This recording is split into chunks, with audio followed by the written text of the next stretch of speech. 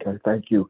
Good morning, everyone. Hope you had a good Saturday, and appreciate you logging in, signing in, calling in this Sunday morning. And let's start off and see if we have any questions. We had a very good discussion yesterday. Talked about several things, and I'm terrible at recapping, and I want to apologize to you ahead of time. But once that again, we kind of feed off of questions, and yesterday that's kind of sort of what was at least half of our discussion. But we are continuously looking at who and where we are, and in doing so, we strengthened the resolve of what our responsibilities are, regardless of what goes on. And we talked about the violence and all the things that are happening in the earth, especially in America, and whether or not these things happen to get our attention, and that they are, whether that is the cause of them or not, they have definitely gotten our attention, and even the upheaval in the rest of the earth. So we look at this and we embrace it, and we try to gain understanding. We talked about the mountaintop experience of what Jesus experienced versus going in the upper room, and the purpose of that was to look at that and to look and make sure that we are not in the upper room waiting for something, that we are seeing that we understanding, gaining understanding and awareness of who we are, and our intentions are pure. Our intentions are to bring loving kindness and forgiveness into the earth. So that is our action, and that is what gives us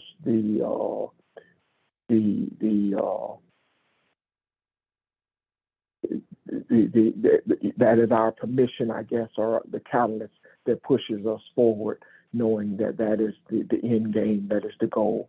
So once again, are there any questions or comments on what was discussed on yesterday, or anything else, anything new that you would like to discuss this morning?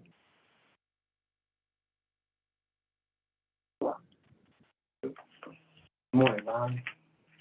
Yes, sir. Good morning. This is George. Yesterday I had to work. However, I was able to listen in terms of what was said, and I just wanted to start out in terms of what you talked about, who and where we are right now. And again, we're so blessed not only be where we are, but to have our own intuition in terms of what we feel led to have a desire to know. And I think one of the foundations, for myself and listening to what has been said, over a period of time in terms of the utterances that Barbara has spoken, and the senses that ST and everything else that has been said, it basically took me, Ron, to looking at the importance of water, looking at the importance of cleansing. And when you spoke about, the healing, that is taking place or needs to take place in our discussions, and in reference to what Sheldon and others have spoke about, I'm really, blessed to look at my beginning, in that way that we can appreciate it in terms of being in pursuit of truth. And so there was a scripture, Ron, in Genesis chapter 2 that I just wanted to take a moment to expound upon. And I'm not going to apologize, because I appreciate the opportunity of being able to get out of me what's in me, but I think it's important that, I share that. And in Genesis chapter 1, verse 2, well, let me just start with verse 1. In the beginning, God created the heavens and the earth, and the earth was formless and void, and darkness was over the surface of the deep. And the Spirit of God was moving over the surface of the waters. And so I wanted to come back to waters because I know it's something that I might have briefly spoke about, and I think Audrey had mentioned, something in terms of maybe at some point in time going more into it. But more importantly, the waters for me is important because for me it talks about cleansing. And as I now take myself back to look at the importance of our senses, I'm beginning to see it more from the intuition, from the spiritual side, not just from our eyes, not just from our ears, not just from our nostrils, but more importantly, the spiritual aspect. So with the water, Ron, I just want to read this, and again, I appreciate you letting me just share this. It says, "Think of a vast ocean. Within these endless waters, there's a force that separates the ocean into drops of water. Each drop of water is made up of the ocean, and the ocean is present in each drop. The force that separates the universal ocean, the feminine womb egg, into drops of water is called the masculine seeds, panspermia. And it says the act of creating drops of water gives each drop a special purpose. And this purpose is uniquely designated to perform a specific task. And each task is an individual organic soul. And it says the force that keeps all drops of water connected within the great ocean is spirit. And the ocean is the universal spirit, the macro-chi, also called the macrocosmos. And each drop of water is the individual spirit, micro-chi, also called the microcosmos. And I just wanted to, share that around because I believe someone mentioned about Mayat. And again, we talk about the pathway. So I'm just grateful because I think what has been taught or shared has realized and made me appreciate the importance of cleansing. And when cleansing takes place, healing takes place. But when it talks about the surface of the waters in Genesis chapter 1, verse 2, it brought me back to beginning. And I think that if we could understand our senses more from, again, intuition, it gives me a sense of purpose to realize that whatever I'm going through, not what I'm going through, but what I'm growing through is making me to be able to appreciate the journey that I'm on. So I just wanted to share, that aspect of the water because, as I said, it's something that you had talked about some years ago in reference to the rivers of Guyana, the rivers of Euphrates. And so I just wanted to share those thoughts before we get started, since you put it out there, who and where we are right now. So thank you for letting me share those thoughts, unless there's any questions. Are there any questions, comments? Comments. Hey, George, this is Audrey. Good morning, everybody. Good morning. I think it's interesting that you bring that up because remember also we talked about water in terms of the water bearer bringing in the age of Aquarius. But I found yesterday quite interesting the talk because for me, I had sort of an epiphany about myself and us in terms of being African Americans, and the kinds of things that were heaped on us to help us forget our identity, forget who we were, strip us of everything that we held sacred, basically, and then imposed religion on us, which kind of separated us from the Creator. But I see all of this as kind of like bringing back that water of life, so we understand where our connection is, and the fact that it's truly not in culture, it's truly not in religion, and our identity is truly not in what the color of our skin. And that's a real epiphany for me. Um, yes, we have to go back to the beginning to realize our true identity, our true nature is in our connection to the Creator. And that has nothing to do with anything else that we overlay on top of it. So thank you for that. Yeah, and Audrey, I appreciate, again, your comment made, because, when we talk about water and we look at it from a primary source, and I'll just use it as not as an example, but in the teachings of the Christite and Kemetic teachings, it talks about the eternal waters of Nun. And in the eternal waters of Nun, this is where it speaks of the Pangea.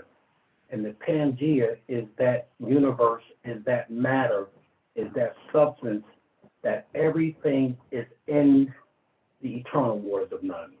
It was there from the beginning, and it existed before the beginning existed. And I think that what I'm coming to know and understand and believe is that when we talk about spirit, it says that, spirit can never be destroyed, never created, always was, always is, always has been, moving in the form, through form, and out of form. And so in this beginning, if God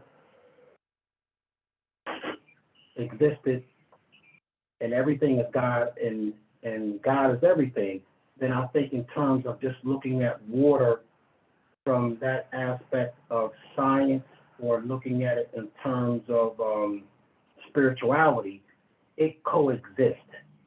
And as the Bible spoke of in Genesis 1, as so above, so below, we're beginning to see the importance of how our senses is connecting to the spirituality of intuition. And so the water is something that I really found, like I said, to be helpful to me, because it basically gives me that foundation to appreciate cleansing. There was a young man who I was, basically mentoring to, and he, wrote a little something that he wanted to give to me, and he said that sometimes God takes us through troubled waters, not to drown us, but to cleanse us. And I think that all that we're going through in society right now, in the now, is cleansing us in terms of us being able to appreciate the importance of what water means, what it is. And if we, again, are able to, as you say, Audrey, and appreciate what does really water mean to us, I think that it will give us, that understanding to begin to process it in terms of nature. And if nature, is our first teacher, then I think that we are in a position where we can see now how to receive that which we desire, but it's through, that not only evolution, but is that involution in terms of what's like on the inside. So I don't know if that, again, resonates, but I think that water is not the water that we look at in the natural, in terms of water, but it's in that plasma, it's in that sacred waters that has the neutrons, the electrons, the protons, it has the spirit, it's all in there. So I think that once we understand that foundation, that water, then we can see the unity of the Trinity. And that's something else down the road. But I think I just wanted to still, stick with the waters, family. And if anybody have any questions, I'm just, just elated, that I just get a chance to, just share some things in terms of just what water really means to us, or what it means to me. But it talks about the cosmic universal matter and the substance. And that's, what I just wanted to share on it. If there's any questions or comments. And I don't want to take it away from what you, want to teach today, but I just thought I needed to share those thoughts. Any George, questions? this is Barbara. George, I'm sorry. Go ahead, Go ahead. Audrey. Audrey, oh, go ahead sorry, with your I was follow-up. just, go ahead, Barb. No, you go up with your follow-up. Yeah, I was gonna just follow up just with, what George said, and I think he makes an important point. The waters are always there, and if you look at it as a metaphor for life, many of us get too caught up in the waters of our lives, and we focus on the fact that we think we're drowning as opposed to focusing on the fact that the water is doing its work, it's cleansing. So yeah, I appreciate your metaphor there, George. Thanks. Hello. Hey, this is Kevin. I'm in on a second. Hey, Kev. Yes, go ahead. So I really just got on the call, and it's funny y'all are talking about water. The other day, I did a little bit of etymology of the word sink, and it basically means to engulf or to swallow. And that word sink can be spelled either S-I-N-K or S-Y-N-C. And so we talk about water. You can sink in water depending on your relationship with water, or you can sync up in frequency. So when we talk about water, water is all around us. Our atmosphere is full of it. Space is full of it. It comes in solid, liquid, gas, and I think there's even possibly a fourth state. But in essence, when we say we're drowning, essentially we're always drowning. It depends on our relationship with water. So every day for the past, I guess this is day 5 now, I've just been drinking water. I don't know why. I've just been encouraged to drink water for the month of June. And whenever I come in contact with water, I say, thank you, water, and just appreciate what water is in my relationship with water, because we're always interacting with water. Our body is 72% water. The earth is over 72% water. It's a correlation there. That's all I have to say. Thank you. Come on, Kevin. Thank you, Kevin. Well, Barbara? George, this is Barbara. In follow-up to what Audrey and Kevin have just said, you said something also about the cleansing, and you said something related to cleansing internally. And if this cleansing has to occur internally, what does that mean? Because it would seem to me that if I'm going to be cleansed spiritually, it has to be from an inside out perspective. I've got to do it within me individually first. So what does it mean to be cleansed internally? And again, Barbara, I appreciate that, because when we look at evolution, we think about it in terms of the human being, going through the stages of development. But when we talk about involution, and we talk about from the inside out, then we can begin to appreciate that before God created man, he had created the animal life, the plant life, and then the human life. But I think that inner piece is the spirit, is the soul. And I think once we can begin to appreciate being able to receive, the energy from the sun, as an example, that basically has organic life develop.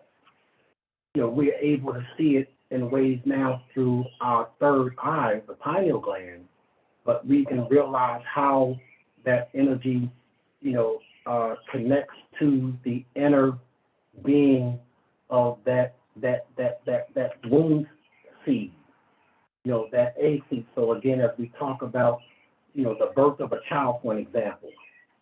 It's just amazing, and it's so much appreciative for me today is to be able to understand that connection, from the raw energy, being able to connect to the colossal, the corpus callosum, which is the brain, where we're able to see how we're able to receive the melanin, how we're able to receive the unseen things, Barbara. So I don't know if that totally relates, but I think there's an inner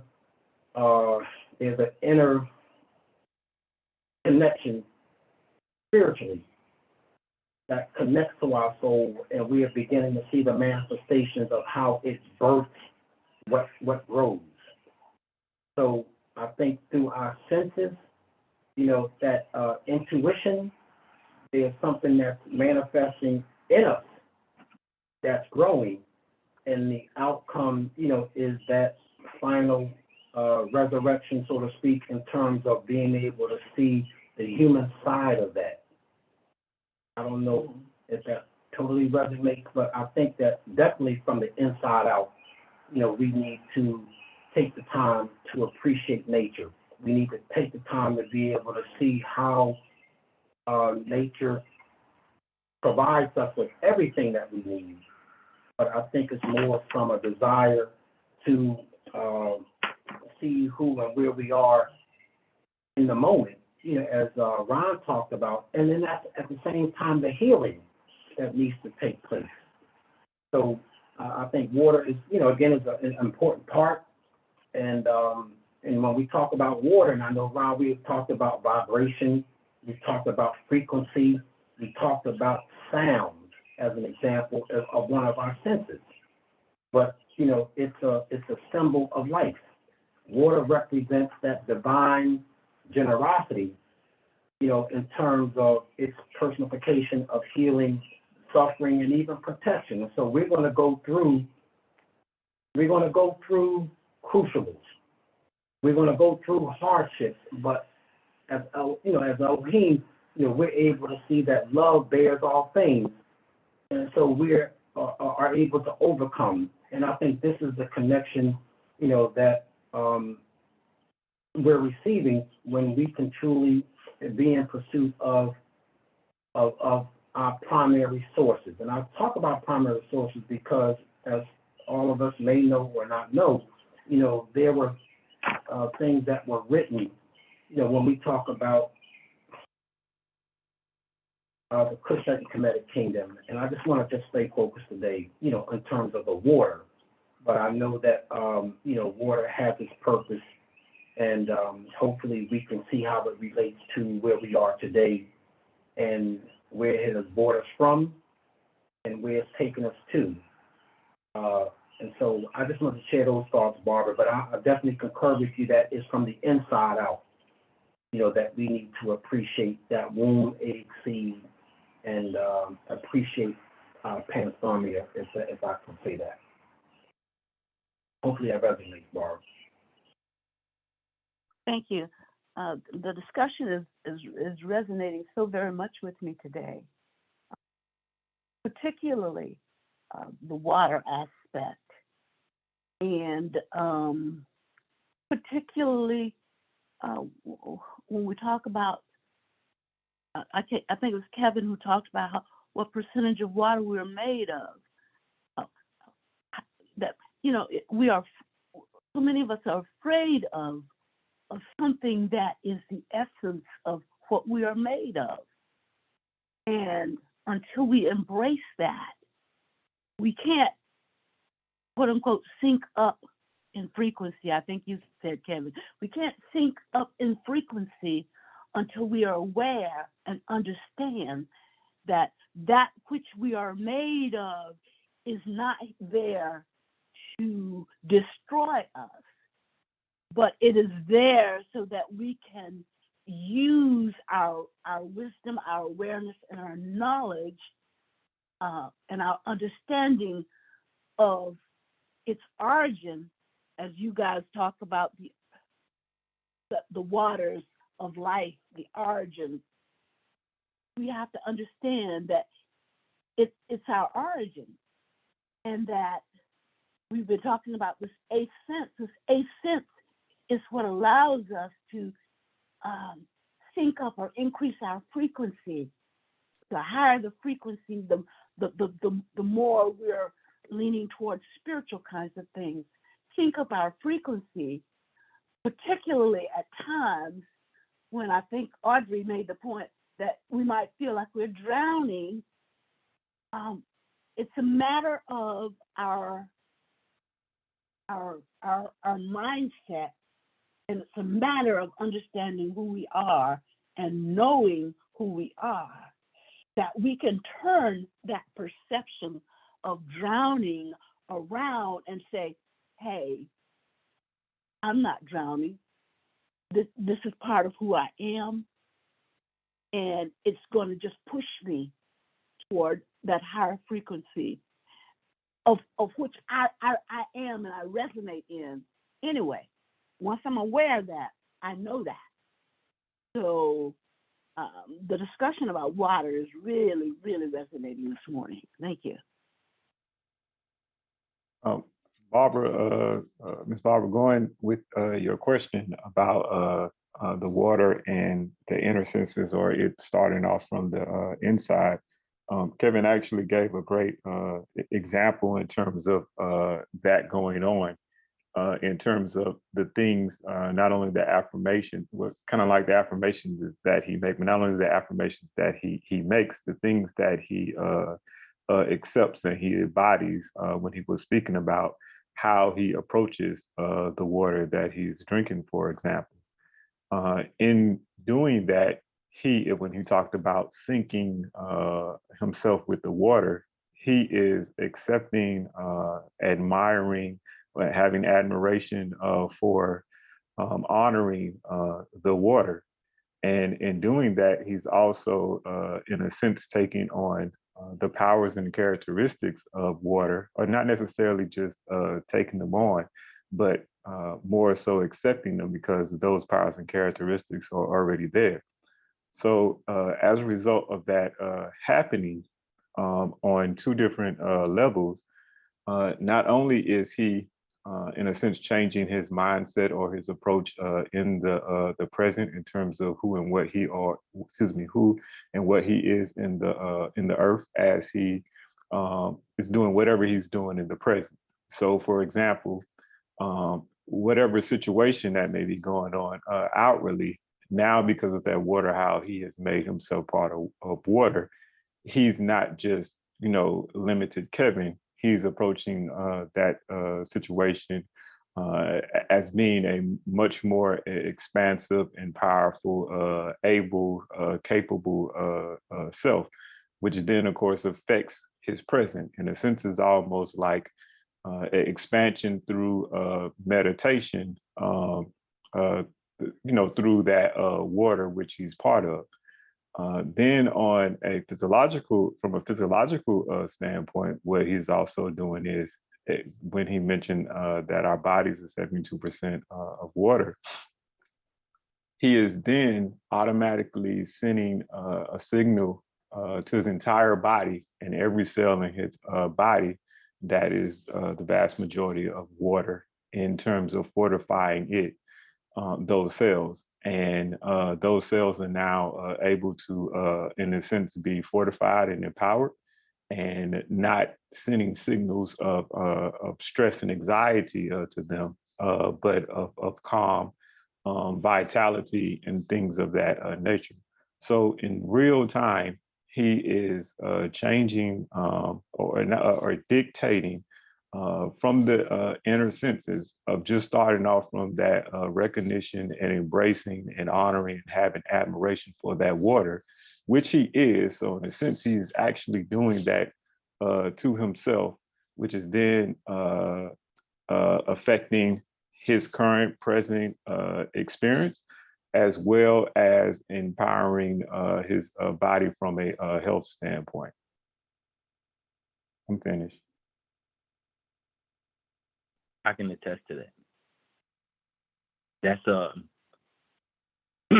I mean, we look at it on a quantum physics level, not to get extremely scientific or deep, but everything has what we call the divine spark within it. Outside of that, it's filled of pretty much empty space. Every atom consists of a nucleus with some protons, and it's surrounded by electrons, and they're just moving in space. When we talk about syncing up, what we're really saying is we are merging our frequency, our actual being, into whatever situation that we may be facing. When you merge, what you're doing is you're filling in the spaces with more space. And therefore, there's not really a conflict. There's no real opposition. So even the act of drinking water, you're merging with water. And by, like I think Sheldon was speaking, with the affirmations of just saying, thank you, water, I love you, water, you're programming that water to be what you need it to be loved, to be gratitude. And that becomes who you are. Even when you shower, the water that washes over your body, it's symbolic of a spiritual purification that is actually happening in real time. Water doesn't flow in right angles in nature, but our houses, all of our houses have pipes that go hard angle to the left, hard angle to the right, hard angle up, hard angle down before it even comes out of the faucet. Water has memory. Water remembers everything that has ever happened to it.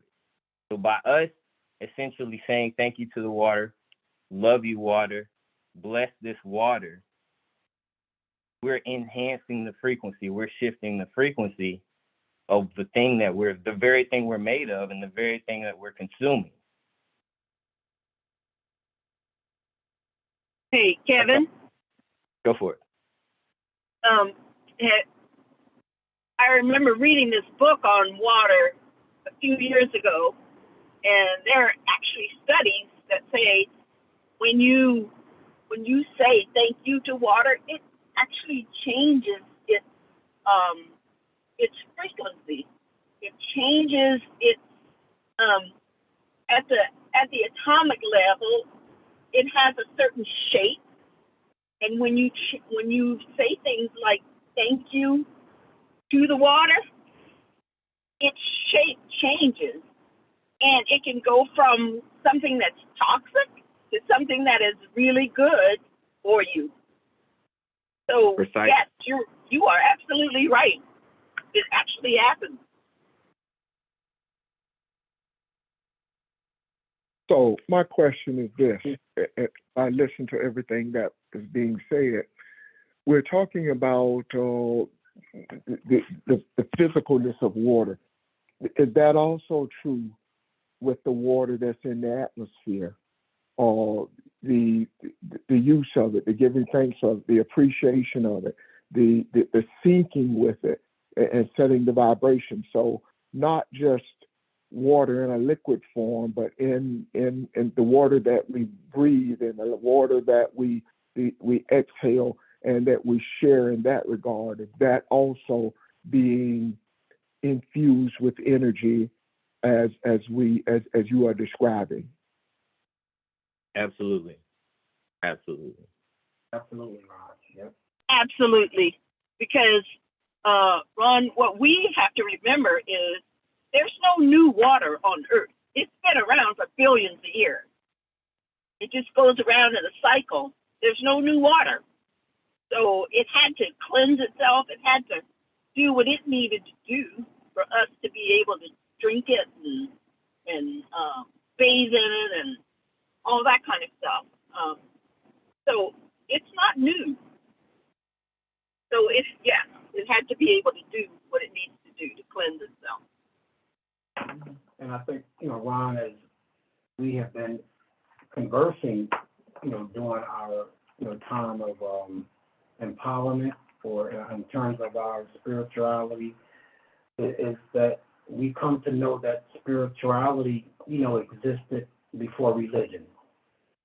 And I think that when we're able to, appreciate spirituality as unseen science and science is seen spiritually, I think, the church or religion has separated the two, which I believe that you can't.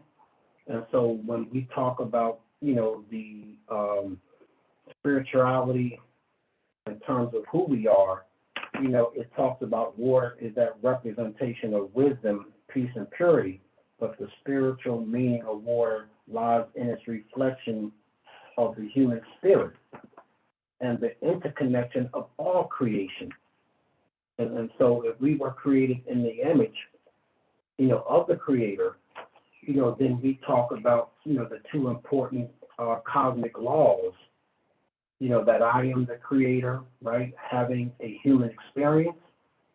But the second cosmic law is, I am to treat the Creator's creation as I create the Creator in me. And so when we talk about who we are, and when we talk about, again, how wonderful and marvelously we are made, I think that we need to, as you say, look at that spiritual enlightenment, which I truly believe we are receiving. And I think that it's just a awesome time to be living in, even though all that's going on in the world. But I truly believe that we are at a point in time that our love through our senses and our gifts is coming into that oneness that we're able to bring about the things you talked about, Ryan, as far as healing and dealing with the reality of what we all are going through, not, as mere men, but in terms of creatives that we are. So I just want to share that thought. I'm done, Ryan.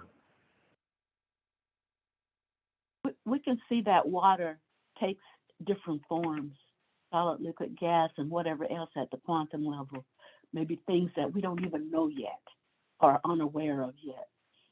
And if we can see that in the physical part of what water is, and understanding that, as Kevin said earlier, that's what makes up more than half of what we are, then why is it so difficult for us to see the fact that we, as Elohim, not the human, not just the physical person, but Elohim, the human that understands our connection to the Creator, that we are one with the Creator. Why is it so difficult for us to receive the fact that we can be different things as we need to be, just like water? In other words, we say that we want to be what a person needs, when they need it, how they need it. We want to be able to give a word to a person. We want to be able to be a mentor to a person. We want to be able to spiritually be there for a person, even though they don't see us or hear us physically, that they can see and understand with the eye, the third eye, and hear with the inner ear, us speaking words of wisdom. All of that is the same thing as the water that we experience physically in so many different forms. But it also reflects back to the point that we are able and capable of doing the same thing at a spiritual level. When our vibrations are higher, that's why we can hear someone's voice. That's why we can understand ideas and concepts that seemingly come from nowhere, but there is no nowhere. But they come into our minds and take shape in our thoughts, and we begin to speak it, and we can invent things. Those are the things that water represents to me on a spiritual level. So we need to embrace that and accept it. Ms. Barbara, I was thinking about that just now as everyone was talking, and actually what is taking place with that. And is actually we're talking about open the self up to those inner senses through that process that we just talked about with the merging, the sinking of the water. Until, I don't want to say until that happens, but if we were only looking at it at just that, those two things singular, um, merging with the water and not merging with the water. The not merging with the water would be more so akin to just focusing on living or having the present experience that of the five senses and it limited to that. And so all, for example, the terrors or whatever is going out in the world, we then feel powerless. We feel small in the face of, or feel like is a war, is a battle. And the reason why is a complete war or is a battle is because either one or two things. We're not sure that we can change or defeat it, or that it will be very, very, very difficult to defeat. But once again, that is really more so only viewing the world through the five senses. When we start talking about that water and we talk about the empowering of that water, we are that water. And so all of a sudden you think about, it's about the same amount, the percentage of water, I believe, is like 3/4 of the earth surface is covered with water as well. And you think about tsunamis and things of that nature. You think about thunderstorms. Well, as you, not saying that anyone's trying to be destructive, but as we merge ourselves with that water, not just telling ourselves that, but actually accepting that who and what we are in the present, or at least who and what we accept ourselves to be in the present, is that of the magnitude and the power of the water across the earth in a sense, and to have the power of those natural weather occurrences that I just mentioned as well. There's also opening ourselves up where our focus begins to change as well. You're no longer just human once you have accepted and merged yourself with water in a sense. So therefore, your abilities and how you view the world completely change as well. No difference if someone to find out that they had some special what do you call it? Some mutant, excuse me, some special mutant powers. All of a sudden, you're capable of doing something more than what you once viewed yourself to do previously when you have these new superpowers. So in the same way, with the water, we're opening ourselves up to being able to hear those things that you just said, because we have now transcended only focusing on our five senses. We have now opened ourselves up to listening and hearing, observing, and being able to accept the messages or the communication that is coming from those inner senses that also exist. I'm finished.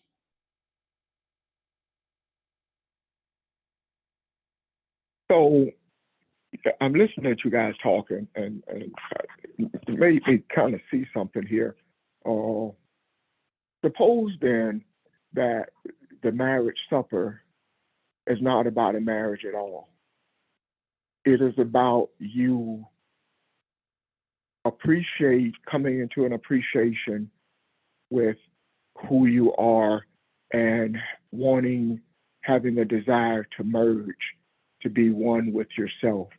And that water that he turns into wine is kind of what you and Barbara just described.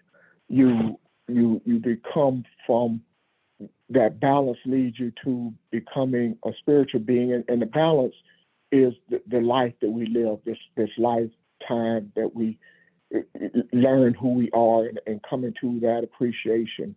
So the becoming wine is the mystery that Barbara talked about.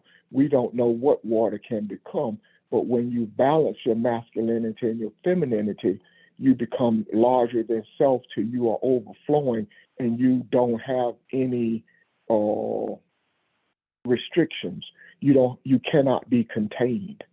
So those merging of self, of male and femininity, again, is the eighth sense that is being discussed, because as we're saying that the water is everywhere and it is who we are. So I cannot merge with water without merging with you. As we do this and we become one with ourselves, we become one with each other, and we become the wine. We become overflowing of all possibilities that the earth is in need of.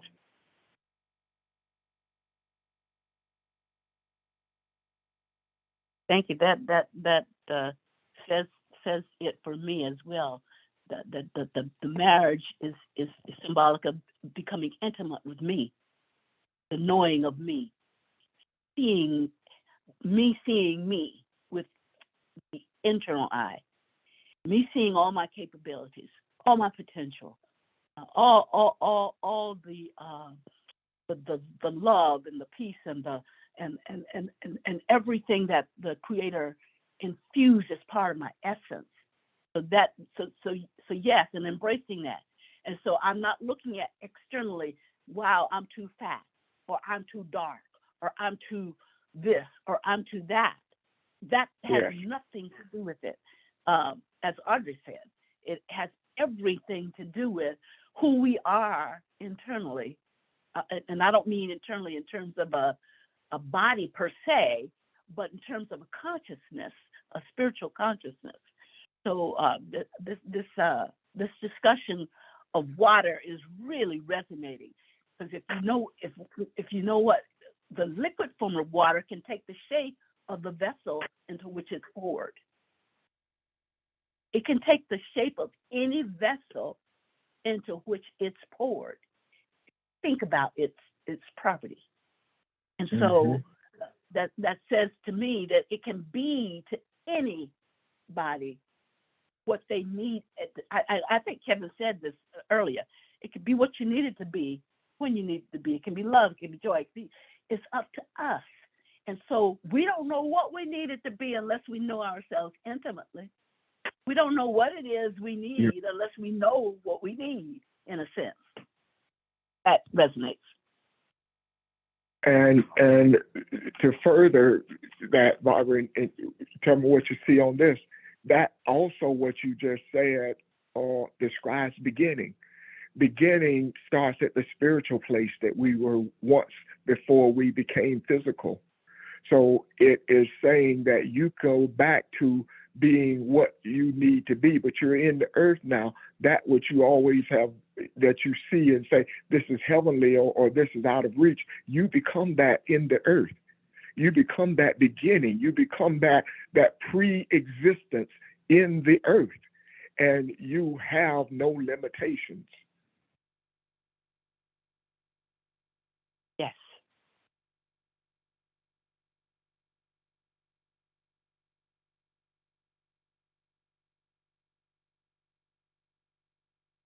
I want to say this too, while we got to pause, while you guys gathering your thoughts. When you look up the word servant, it talks about a bondsman. It talks about a slave. It talks about someone who could not pay a debt and was forced to go into servitude in order to pay a debt. And it reminded me of Jesus becoming sin, or taking on the sins of the world. What we do on the phone, and this is my take on it, this is how I see it, is we become servants for whatever the wind blows to us. So whatever frequency you pick up is what we talk about. So if you're on the phone and you never utter a word, but you are in distress, or you're feeling good about something, you're feeling awesome, and you're sending signals for the the betterment of the earth for whatever, it may be just something you see needs to be done in your neighborhood. It doesn't matter. If you send something out there, you are part of this conversation. You are part of the energy that we send forth. You have helped to push that forward. If you ask a question, or you can come up with a question right now on politics or something you heard in a church, it doesn't matter. That's what came to you, and that's what needs to be discussed. So the voices that you hear are servants. We become one voice as a servant, and that is what the earth needs at that time. So before I got on the phone, Pastor called me and said, hey, I may join you, I may not. He said, but what do you have for today? And as I do most of the time, I said, absolutely nothing. I said, but it doesn't matter. It doesn't matter. Either I ask a question or somebody else will, and we'll go. We'll go. So we have come to rely on that, and we know that these questions, these things that come up are not just haphazardly done. Or so I say to all of us, and especially George, you are as much this as anybody. You are as much of a servant on this line as any of us. And you never have to apologize. And you never have to worry about the lesson going in a certain direction. And you may be pushing it somewhere else. It goes where it goes. And this has been an awesome discussion today. Regardless of how long it lasts, it may go into tomorrow, it may go into next Saturday, it doesn't matter. But water has always fascinated me, and I knew that when the time came to understand it, I would. Like, for example, one of the things I've always wondered about is when God spoke the earth into existence, why was water already here? He brought everything else in. He talked about all the other things, let there be, but he never said that about water. That has always been something that was special to me that I wanted to look at. I think I've talked a couple of times on the river that flowed through Eden and branched off in the four heads. That's still a mystery to me.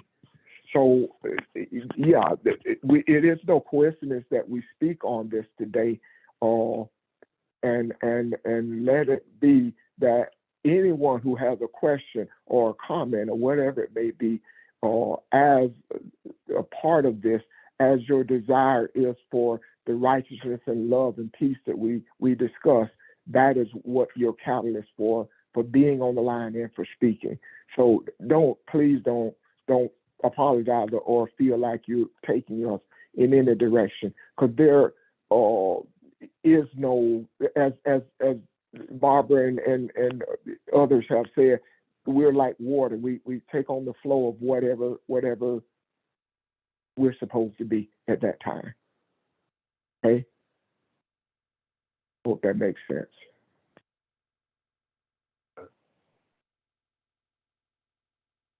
Now let's activate and supercharge water even more as we think about not only this concepts, but just, I guess, natural laws, both spiritual and physical.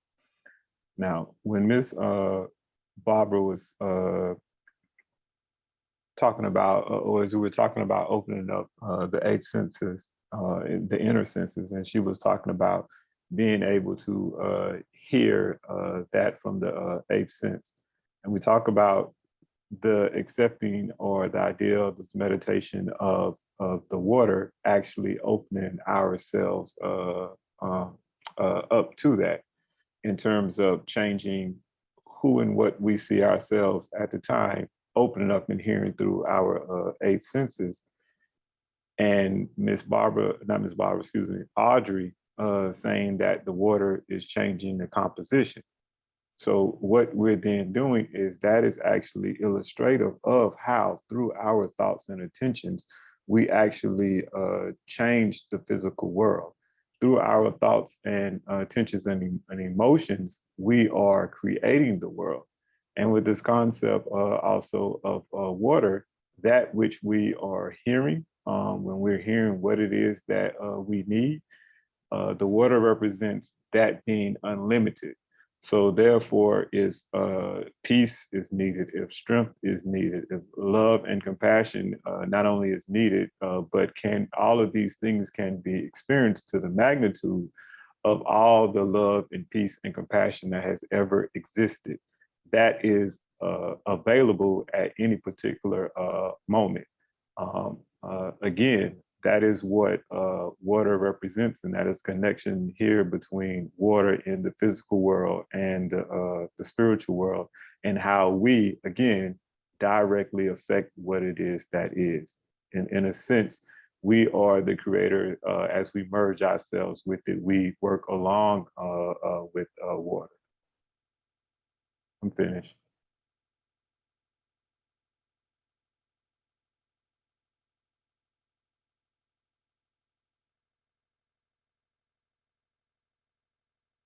I guess a lot of what I've heard today is us saying that water is the physical manifestation of spirit in the earth.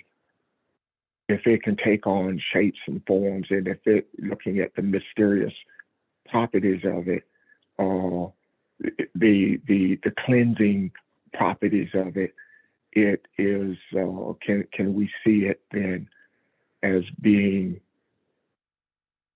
that thing that links us together, then that being the spirit, and looking at it from the physical form, it's just the visible portion of that. Does that make sense at all? Yes. Because to me, because if spirit is what enlivens us, it enlivens us. It gives us life, and spiritual life is not just living physically. It is living beyond the physical and being who we genuinely are. And so there's so much more to life, living it from the spiritual perspective. So water is that manifestation of the spirit, and to me, the spirit is what enlivens us.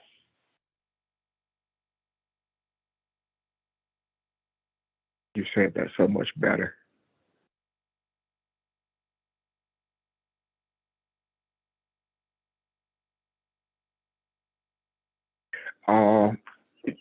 George, I get the feeling that you are not done with this. I think there's more that you see in this, and maybe you don't feel quite comfortable with it yet. But I think you're not going to be done with this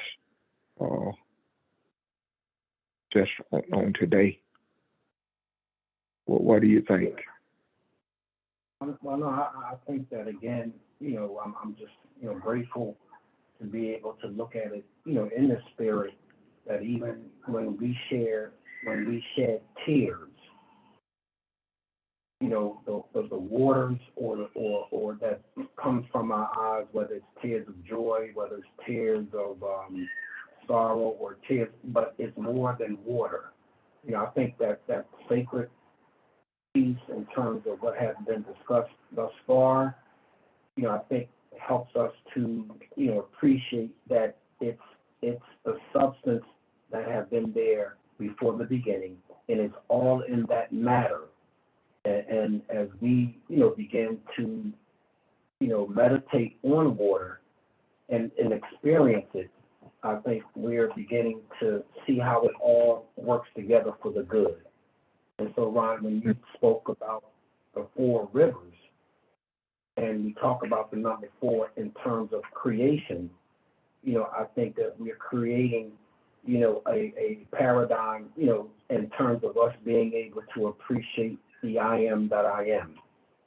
And so when you spoke about the 4 rivers, I just kind of looked it up a little bit in terms of the Pison.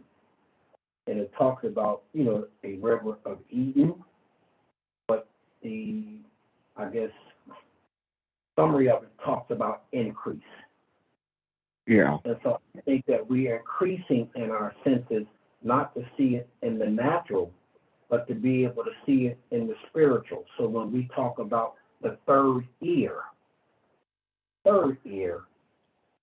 it's like I can hear what someone say here. I can hear what someone is saying, but I can't hear it because I'm still trying to hear it through my natural ears.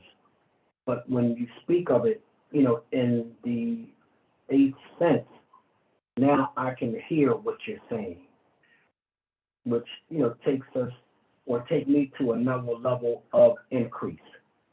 When I think about, go ahead, I'm sorry, go ahead, Ron. No, I'm going along with you. Yeah, I see now. That's the increase. That's the expounding that you were talking about.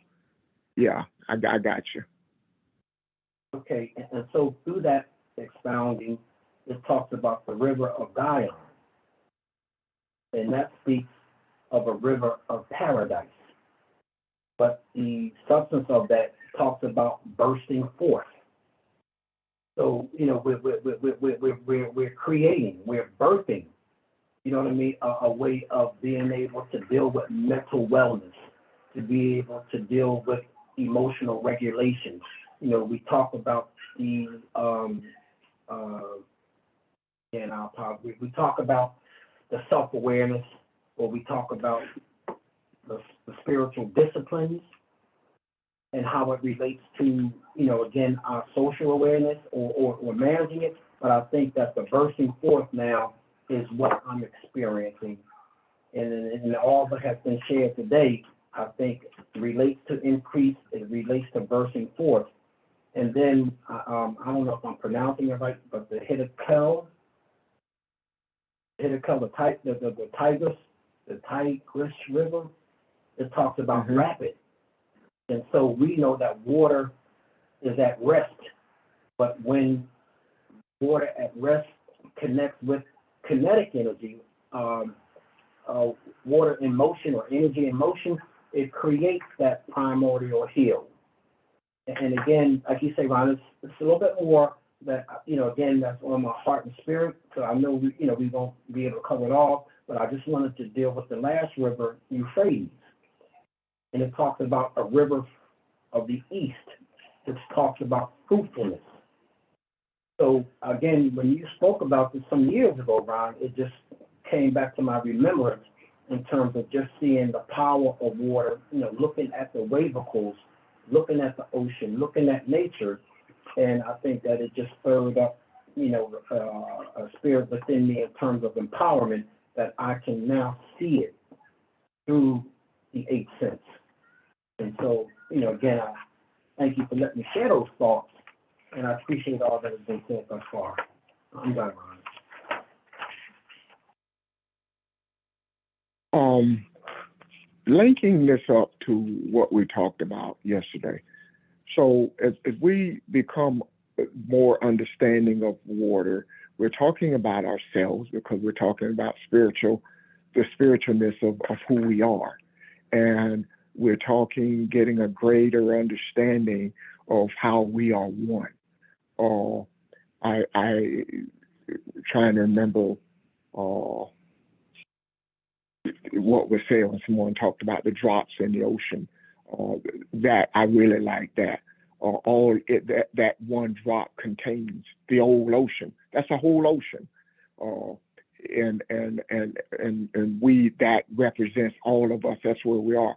So when we look at things in life and we talk about or think about being overwhelmed at times, we liken it to drowning, feeling like we're drowning.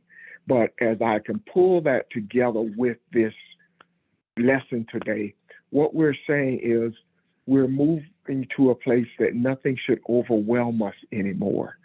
We understand what our breathing is. We understanding what the form that this water comes in, and we understand the uniqueness of that cleansing ability of water at any given time.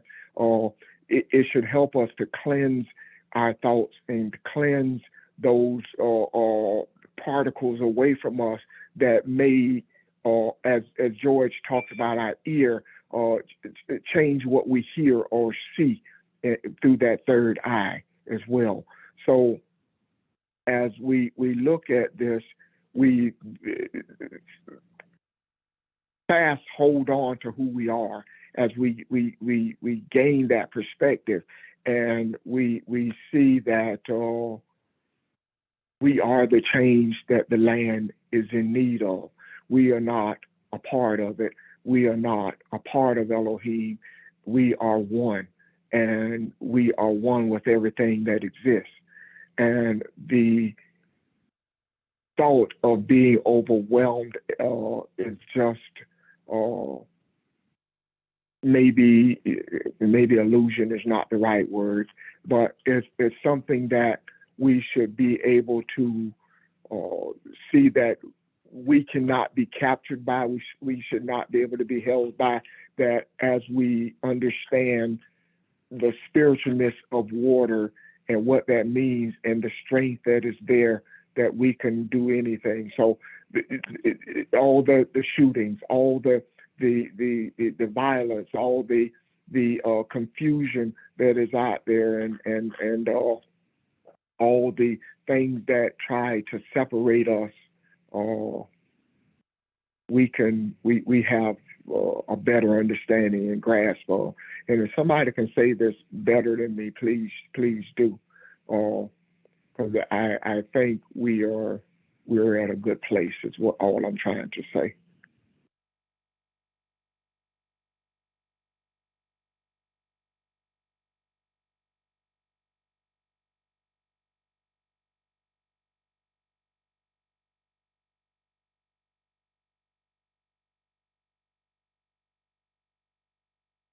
Hey, Ron, this is Charles. I've been Hey, sitting and Charles. listening to everything. We was always taught that we're talking about water and the spirit is the water. And the anything about it is always flowing.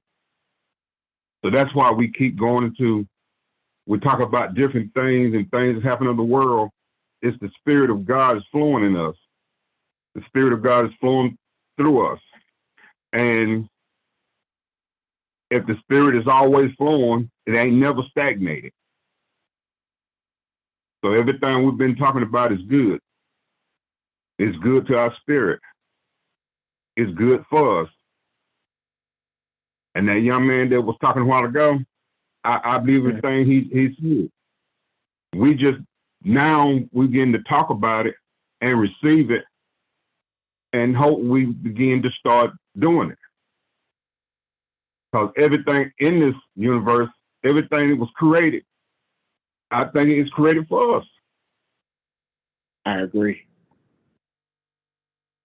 And I think what you said just goes along with what George said when he talked about the heads of the river that comes out of Eden, what those responsibilities are. I think that describes us to a T.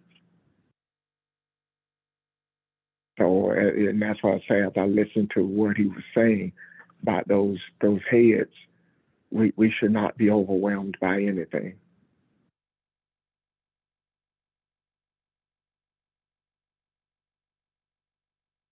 You're right, Ron. You're right. And I thank George for bringing all this out. And the young man that said what he said. Yeah.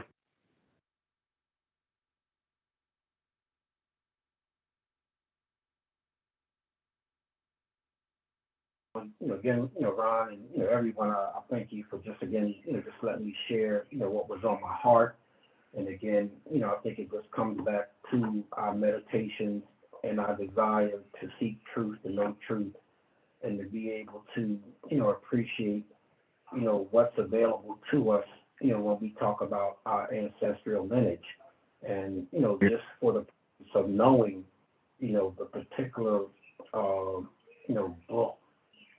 That was, passed on to me that I shared with Pastor Richard about the Shabaka stone, is basically an African theory on the origins and continuing development, of the cosmic universe, but as so above, so below. And what, again, motivated me to look at the eternal waters of the Nun was when it talked about the original Trinity, of the Father, the Mother, Child, and Son. And me growing up in the church, I was taught, the Father, Son, and the Holy Ghost. And as I began to seek some truths, in reference to the Shabaka Stone and its writings, back, before thousands of years before Christianity, it just gave me some substance to be able to appreciate the Trinity.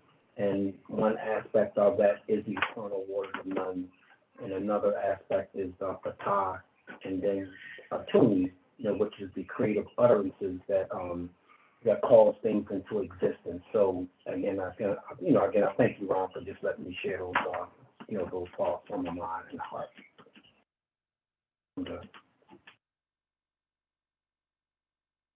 We all appreciate your researching, George, and what you are doing is recovering truth that we talk about all the time. You're setting straight what those false biblical, those false not biblical but religious principles have put into place and been in place for years. So those things are being uprooted. So yeah, thank you. And there was something I said to Pastor the other day. There's some people on here, as George is saying. I listened to what George says when he talks about some of his sources and the readings that he do. We do this in time. I listen to you guys, and we do this a lot because I think the people here on the phone enjoy reading. You enjoy studying. You enjoy opening things up and seeing things. I want to ask you a question. I want to ask you, in your history, in your experiences reading history, where have you learned about, or where have you seen a people that were brought across an ocean in chains? What other people has that happened to? Have you ever thought about that? Have you ever read about anyone else that has happened to?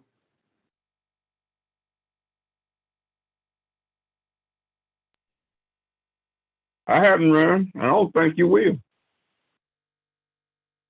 So could it be that verse that we refer to sometimes, that we talk about, we couldn't find anymore? Could this verse be the foundation for us? Can it be the center of our vision as to who we are? Can there be a whole book written for us? That sounds arrogant. I don't mean it in an arrogant way. I'm again talking from a spiritual perspective and looking at that from the place of responsibility. So if what I'm trying to say is, all that was created, all that has come before us or will come after, what if that is the center of it all, is Cush gaining understanding of who he is? And if that is the true statement, then take a good look at who this Cush has to be. Well, Ron, I tell you, all those waters of the Middle Passage, those waters of slavery, those waters of Jim Crow, those waters of, and even up to now, those waters have not consumed us. So there must be some greater purpose. Must be some greater purpose. Yeah. I mean, we are people who have come through a lot, and we've survived. Yes. So there must be some greater purpose. And it is the season that we are seeking that purpose. and we are embracing that purpose. And in doing so, as we discuss water, we are everyone that has existed. We are all of mankind.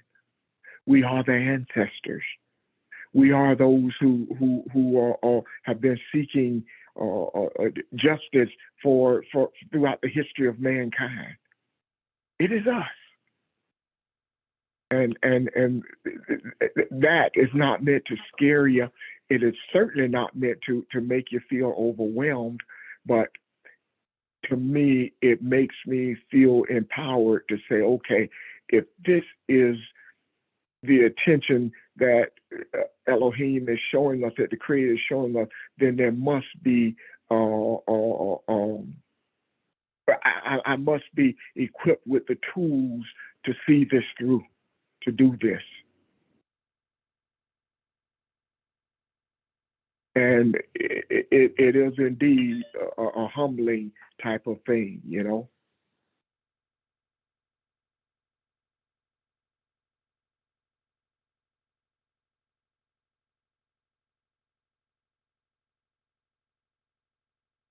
Hey, Ryan. Yes, sir. What make it so bad?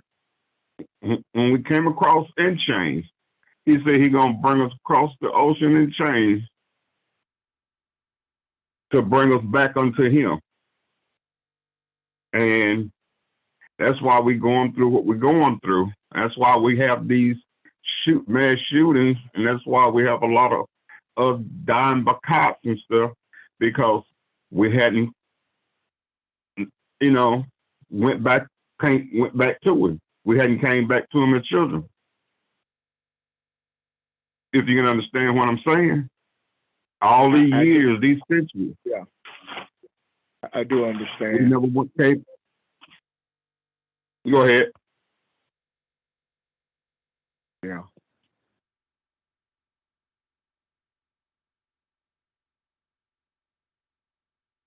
So now that's why he opening up this. So this right here may be the thing to us changing. Yeah, you're right. You're right. I'm sorry, I got several things running through my head right now. And I think the earth is the scripture that talks about the creation waiting. I think the earth has been waiting for somebody to stand up and take notice and to say, I understand who I am, and take me into that place of awareness. Show me what we ought to do, and that's where we are, and we embrace that.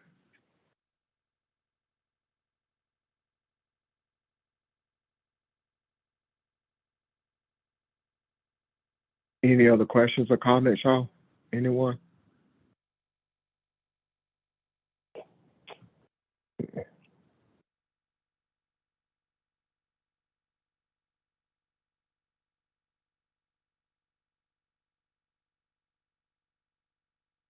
Yeah. Well, I think we've had a good discussion today. A lot has been said.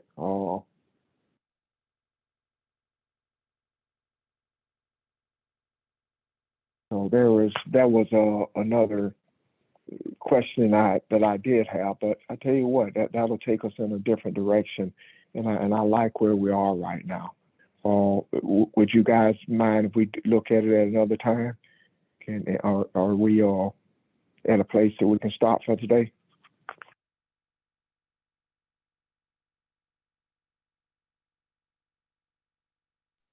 Yes. Yeah. You can give this some thought, and if we don't talk about something else tomorrow, because a question comes up, that's what we'll talk about. I was looking at something in Genesis chapter 12, and I'm gonna read the first 3 verses and just ask a question, and we'll end there. If we get to this, tomorrow or next week or next month, next year, whatever. Or if it's meant to talk about, we'll talk about. Now the Lord said to Abram, go forth from the country and from your relatives and from your father's house to a land which I will show you. And I will make you a great nation. I will bless you and make your name great. And so you shall be blessing. And I will bless those who bless you. And those who curse you, I will curse. And in you, all family of the earth shall be blessed. There were two parts of that I want to talk about. I want to talk about what it means to be cursed. Curse is talking about balance. And at least that's what I see. And at some point, I like to talk about that. But the other thing that stuck out to me about this, the original promise, the original relationship was not with the nation. It was with Abraham. And I listened to my thought was a seed. A seed is a whole nation. It is generation after generation after generation. And I listened to us tonight talk about those drops of water. The whole ocean is in that drop of water. And that kind of resonated with me. That caught root as to me looking at this seed that I'm talking about, because I think it's kind of saying the same thing. So if Abraham is that seed, then you too are the seed. And the journey that he embarks on here is describing the life of Audrey and the life of Charles and the life of Barbara and the life of Sheldon and the life of George and everybody else on this phone.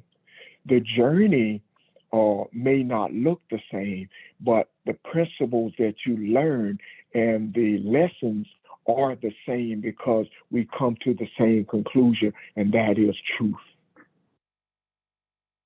So it just kind of amazed me when that kind of hit me, that he is the original seed, and every lesson in this book is being told or put in the seed.